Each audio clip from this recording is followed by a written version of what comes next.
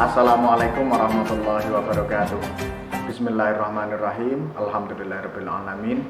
Wassalatu wassalamu ala sayyidina Muhammadin wa ala alihi washabihi ajmain.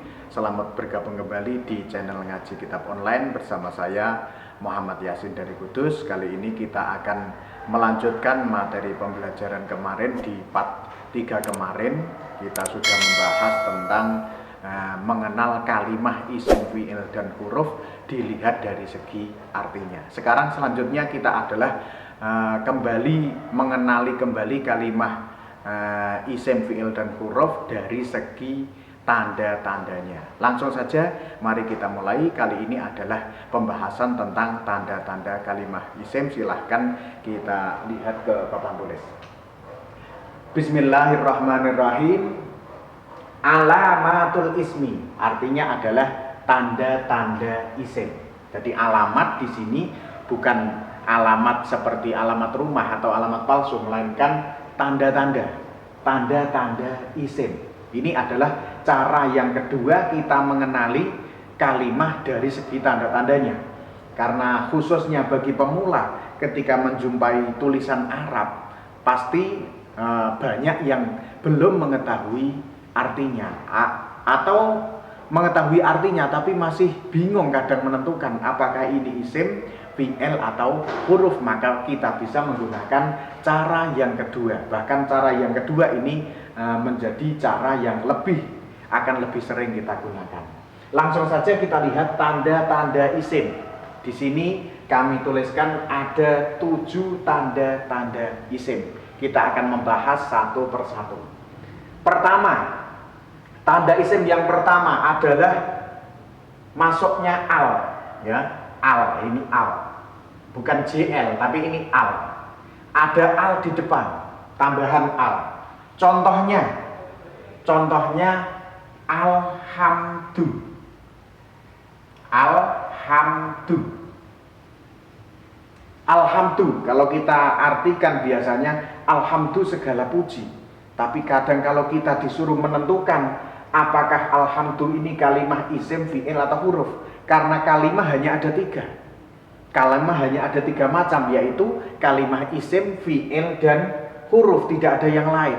Jadi alhamdu harus dijawab apakah ini kalimah isim, fi'il atau huruf. Pasti salah satunya.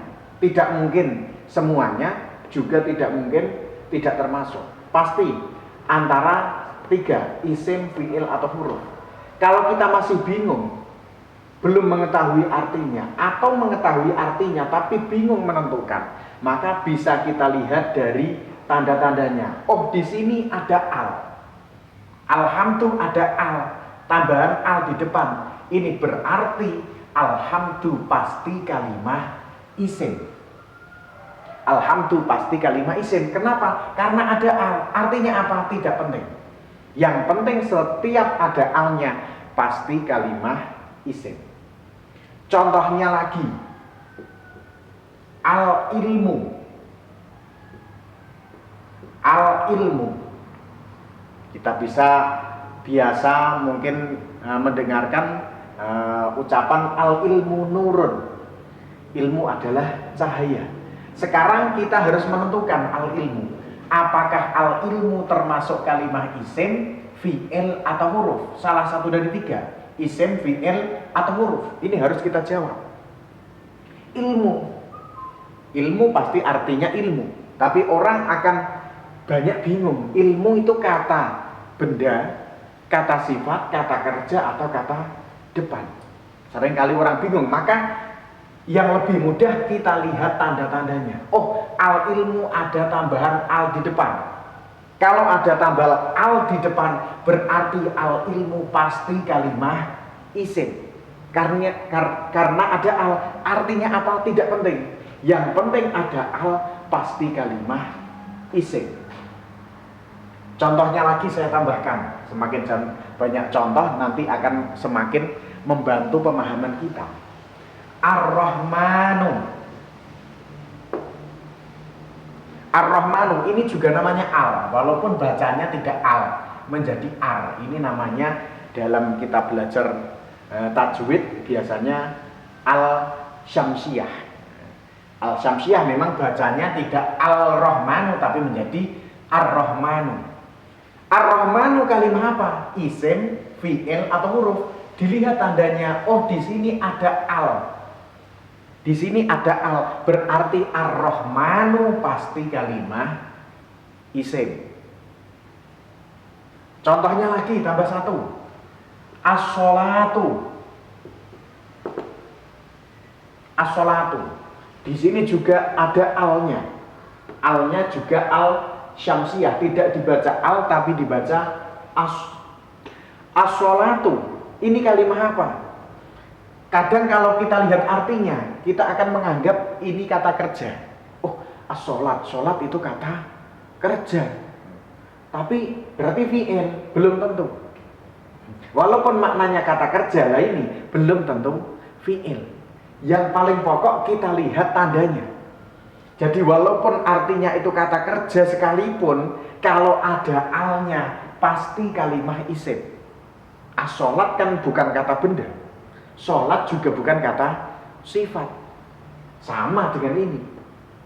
Ilmu, pengetahuan bukan benda, juga bukan kata sifat. Alhamdulillah, memuji. Nah, ini seperti ini, tapi kata apapun kalau ada alnya pasti kalimah isim.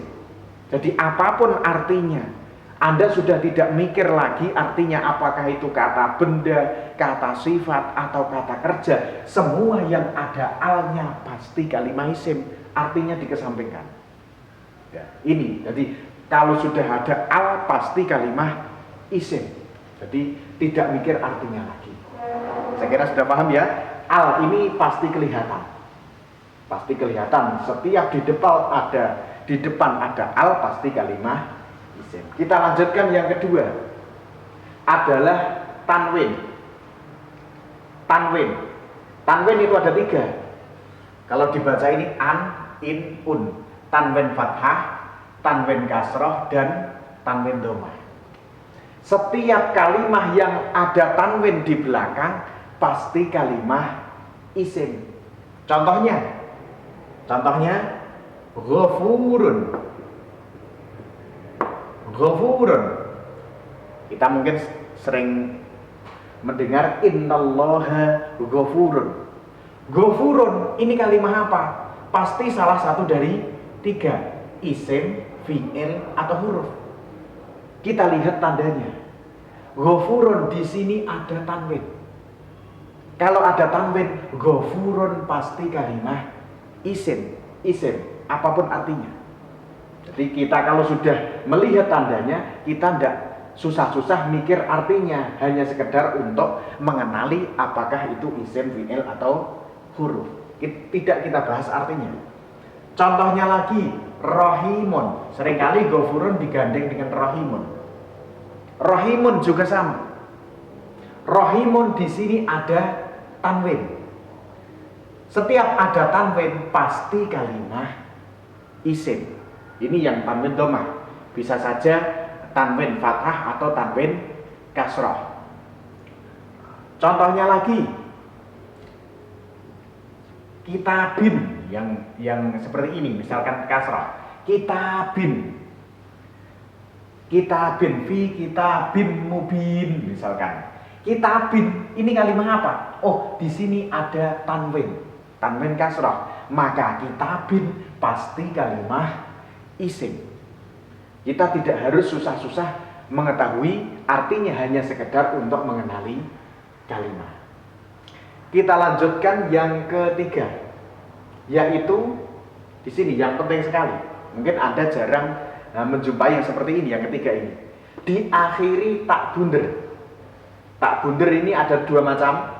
Tak ini yang bunder seperti telur ayam, dan tak yang bunder seperti ini seperti kepala ayam ini ya, kepala ayam. Setiap kalimah yang ada tak bunder, entah seperti telur ayam atau seperti kepala ayam, pasti kalimah isim. Contohnya saburatun. Saburoh artinya papan tulis. Saburoh walaupun tidak ada harokatnya seperti ini, Kalau Anda ditanya saburoh kalimah apa? Oh, ini pasti kalimah isim. Kenapa? Karena ada tak bunder.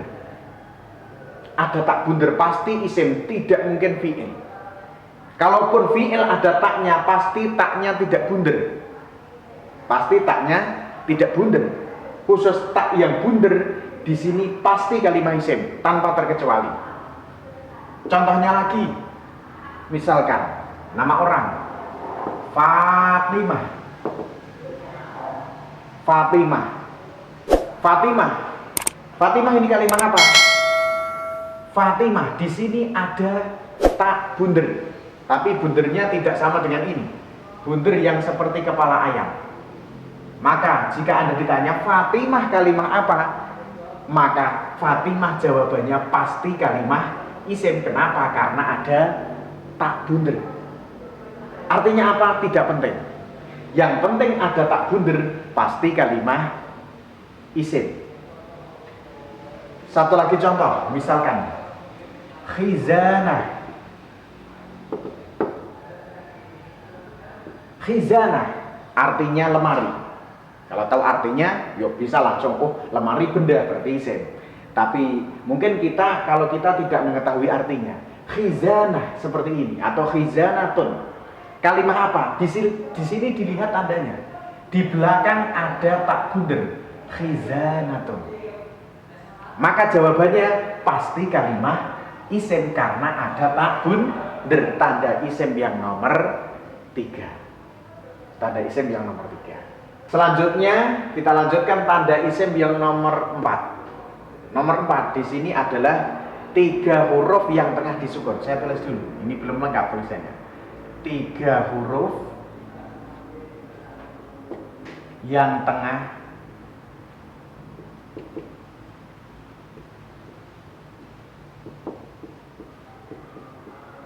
disukun.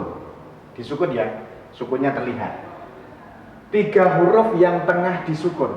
Jadi kalau Anda menjumpai kalimah Arab, hurufnya ada 3 dan yang tengah disukun, pasti kalimah isim. Contohnya bagaimana? Contohnya, misalkan, contoh, khairu.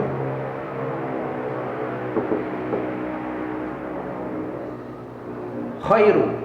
Contoh khairu. Khairu di sini hurufnya ada 3, kha, ya, dan ro. Dan yang tengah diberi harokat sukun. Harokatnya sukun, maka khairu pasti kalimah isim karena huruf 3 yang tengah sukun.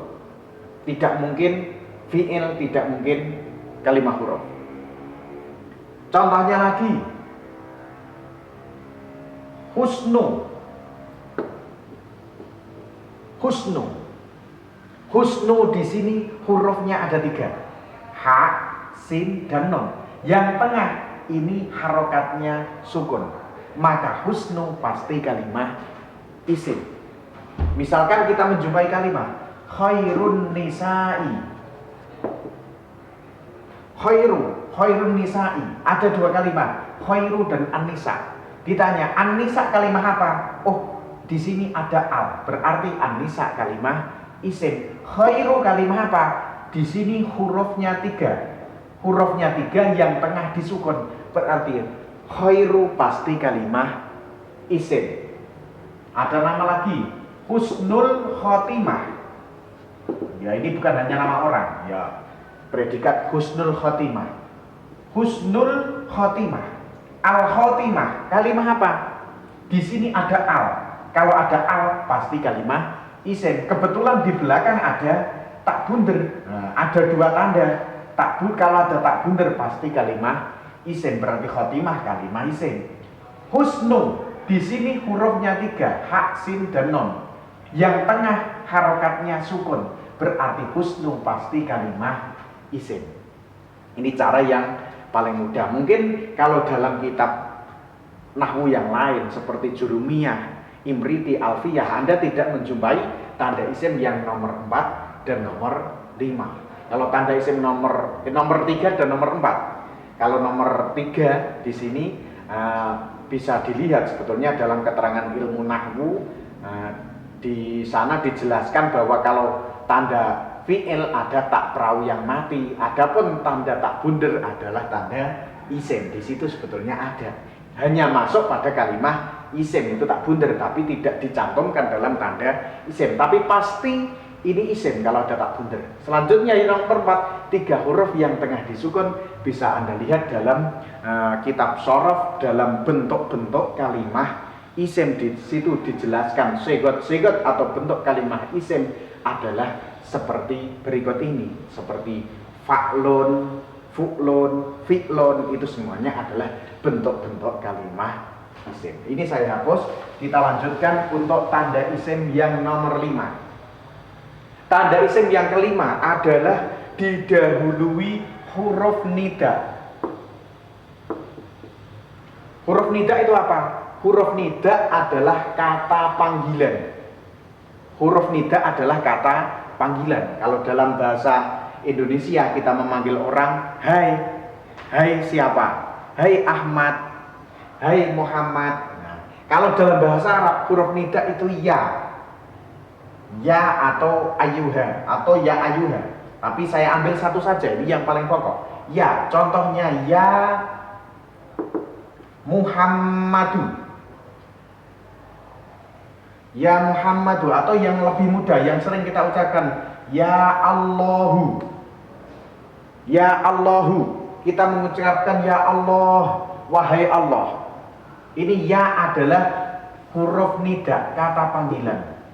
Kalau ada huruf nida di depan, maka Allahu pasti kalimat isim. Jadi yang isimnya bukan ya-nya, tapi Allahu. Allahu kalimat isim. Jangan salah, huruf nidanya yang isim. Kalau huruf nida namanya kalimat huruf, karena di sini namanya saja huruf, pasti kalimat huruf. Ya adalah kalimat huruf, yaitu huruf nida, sedangkan Allahu adalah kalimat isim karena didahului huruf nida. Contohnya ya Rabbal Alamin. Ya Rabbal Alamin. Ini maaf seperti titik. Ya Rabbal Alamin. Di sini ya adalah huruf nida. Robba di sini didahului huruf nida, maka robba pasti kalimat isim. Kenapa? Karena robba didahului huruf nida, pasti isim. Al-alamin kalimat isim karena ada al.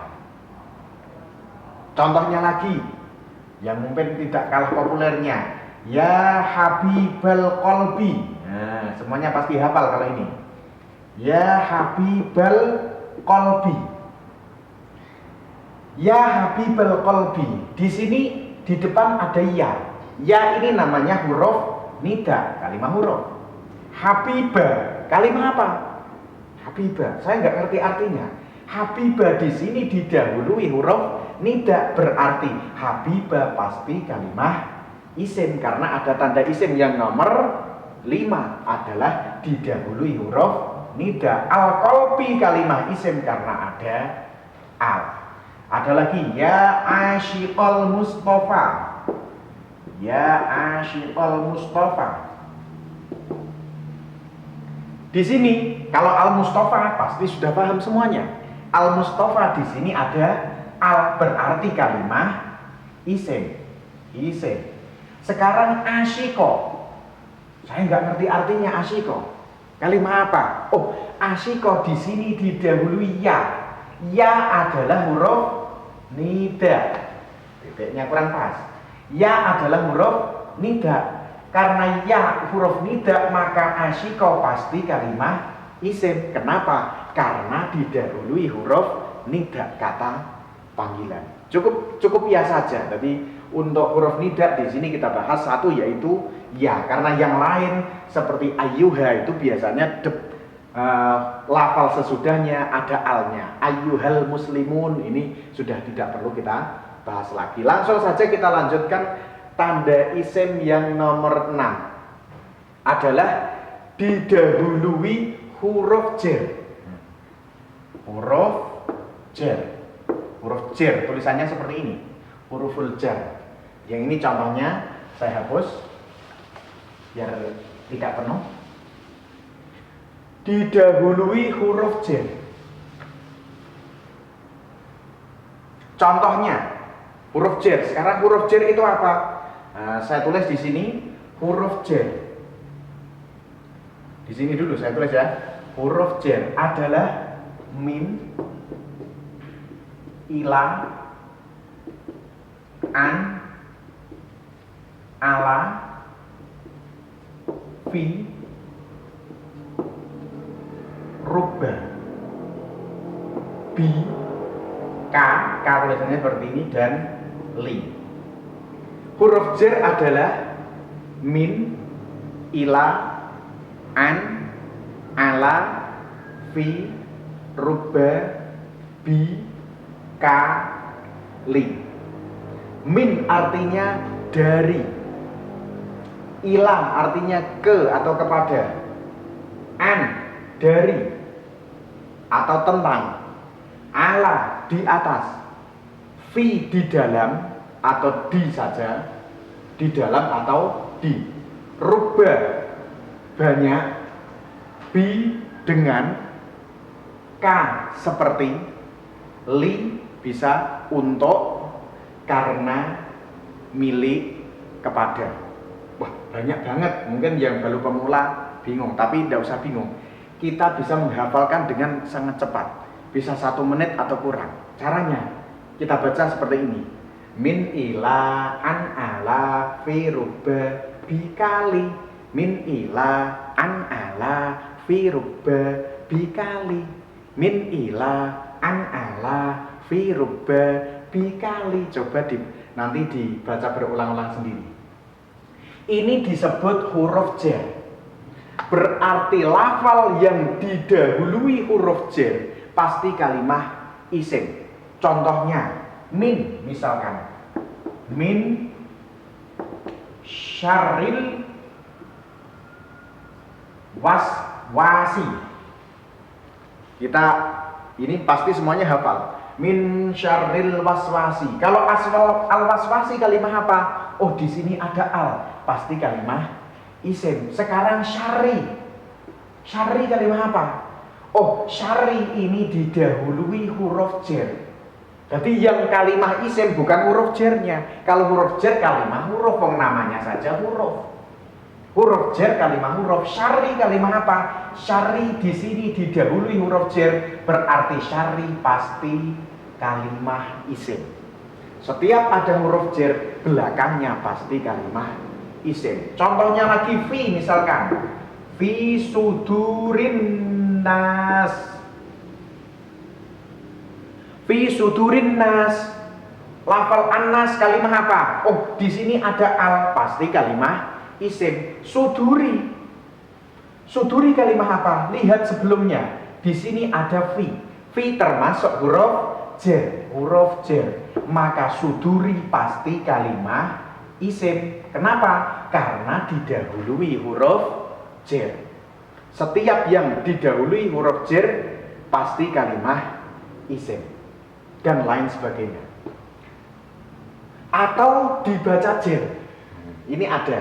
Berarti sebetulnya ini jadi satu, cuma ini yang atas lebih dikhususkan. Dibaca jer. Kalau yang didahului huruf jer memang pasti dibaca jer. Atau jer itu kita perjelas kasroh gitu saja. Untuk pemula jer cukup satu tandanya, yaitu kasroh yang diberi harokat kasroh. Lihat seperti ini. Min syari ada huruf jer, belakangnya dibaca jer atau dikasroh. Fi sudurin nasi, di sini ada huruf jer, belakangnya dibaca jer atau kasroh. Setiap yang dibaca jer atau dikasroh pasti kalimah isim. Contohnya yaumiddin. Nah, seperti ini. Kalau adin sudah jelas ada al, pasti isim. Sekarang yaumi, dari belakang saja, atau maliki. Yaumi di sini kita lihat berharokat kasroh. Oh, kalau kasroh itu jer berarti ya. Untuk pemula begitu saja. Jadi mengenali jer ya kasroh, gitu saja. Walaupun nanti untuk tahap selanjutnya jer belum tentu kasroh dan kasroh belum tentu jer, tapi itu untuk tahap-tahap selanjutnya. Tapi untuk pemula secara umum jer adalah kasroh dan kasroh adalah jer. Yaumi di sini di kasroh, berarti yang belakang ya, bukan yang tengah atau yang depan. Huruf terakhirnya di kasroh, berarti ini dibaca jer. Kalau dibaca jer, pasti kalimah isim. Maliki, malikin, maliki yaumiddin, maliki. Kalimah apa?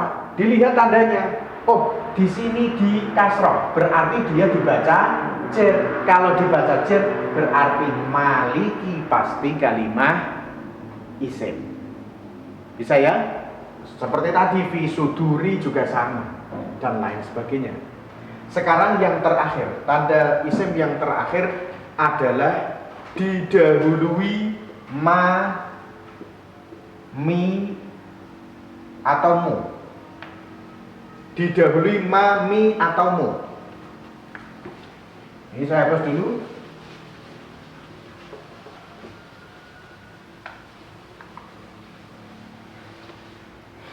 Contohnya seperti ini. Sajadah. Ini artinya bersujud. Kalimah apa coba? Bersujud berarti kata kerja. Kalau kata kerja berarti kalimah fi'il. Kalau sajadah diberi tambahan ma di depan, ma, diberi tambahan ma di depan, menjadi masjid. Bukan masjid tapi masjid, yang terlaku masjid. Diberi tambahan ma di depan menjadi masjid, maka dia akan berubah menjadi kalimah isim. Ini bukan lagi kata kerja. Kalau sajadah bersujud, kalimah fi'il kata kerja, tapi masjid artinya berubah menjadi tempat sujud, berarti kata benda, kalimah isim. Contohnya lagi, kataba. Kataba artinya menulis. Menulis itu kalimah apa? Oh, menulis kata kerja. Berarti kataba adalah kalimah fi'il karena kata kerja. Tapi ketika kataba ini diberi tambahan ma di depan, sehingga seperti ini, menjadi maktab. Maktab, kapnya jadi sisukon, karena kalau 4 huruf hidup semua dalam satu kalimah itu tidak boleh. Maktab, maka berubah menjadi kalimah isim. Kalau kalimah isim berarti dia berubah menjadi kata benda. Kataba artinya menulis, kata kerja, kalimah fi'il. Tapi kalau menjadi maktab ditambahi ma di depan, artinya menjadi tempat menulis alias meja. Berarti kata benda, meja kata benda berarti kalimah isim. Ini yang ditambahi ma. Yang kedua ditambahi mi. Ini saya hapus. Contohnya fataha. Fataha artinya membuka. Membuka berarti kata kerja. Kalau kata kerja berarti kalimah fi'il. Kata kerja kalimah fi'il. Kalau fataha ini ditambahi mi di depan menjadi miftah, seperti ini. Miftah ada alifnya karena yang terlaku memang seperti itu. Ditambahi mi menjadi miftah, maka dia akan berubah menjadi kalimah isim. Fataha membuka, kata kerja berarti kalimah fi'il.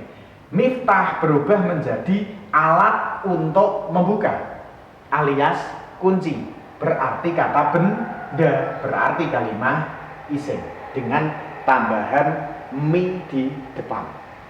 Contohnya lagi, rosama. Rosama. Rosama artinya melukis atau menggambar. Melukis atau menggambar berarti kata kerja. Kalau kata kerja berarti kalimah fi'il. Kalau rosama ditambahi mi di depan menjadi mirsamun. Mirsamun, maka di sini berubah menjadi kalimah isim. Mirsamun kalimah isim. Mirsamun artinya bukan lagi melukis tapi alat alat untuk melukis alias pensil atau apa ya, pensil atau krayon atau apa, alat untuk melukis atau alat untuk menggambar, berarti kata benda, berarti mirsamun kalimah isim dengan adanya tambahan mi di depan. Yang ketiga tambahan mu.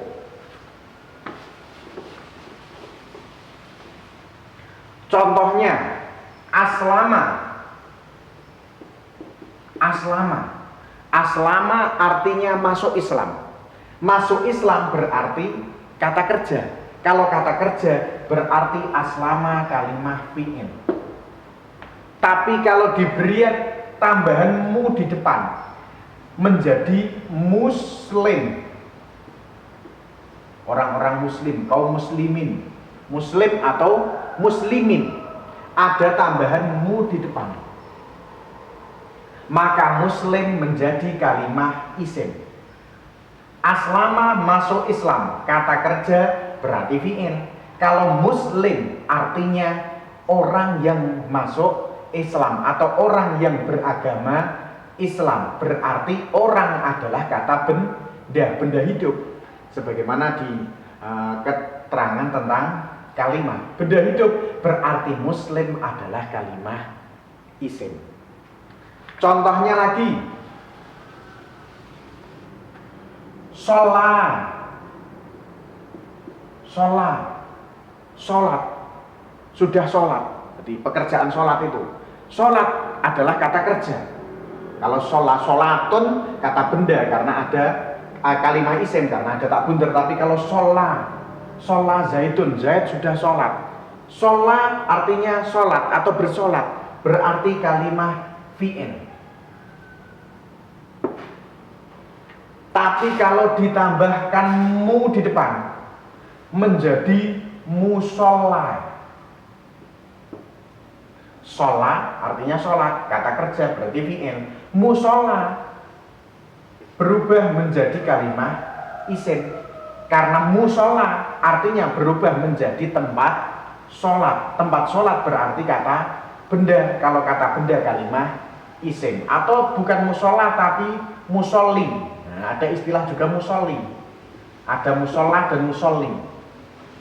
Kita tambahkan mu menjadi musolli. Musolli artinya orang yang sholat.